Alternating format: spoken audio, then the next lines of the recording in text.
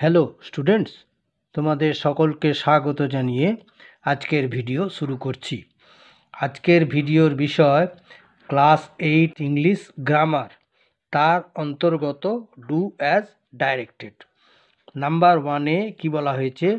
I found a very old book, it's pages had turned yellow. দুটি বাক্য দেওয়া হয়েছে। আমি একটি খুবই পুরনো বই দেখতে পেয়েছিলাম, এর পাতাগুলো পরিণত হয়েছিল হলুদ বর্ণে পরিণত হয়েছিল। তাহলে join the sentences by using the adjective clause. Adjective দুটো বাক্যকে যোগ করে অ্যাডজেক্টিভ ক্লজে পরিণত করতে হবে। করে দিয়েছি, দেখো। I found a very old book, the pages of which had turned yellow.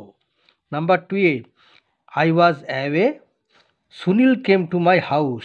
আমি ছিলাম না, তখন সুনীল আমার বাড়িতে এসেছিল।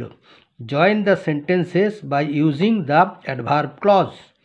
তাহলে উত্তর হলো I was away when Sunil came to my house.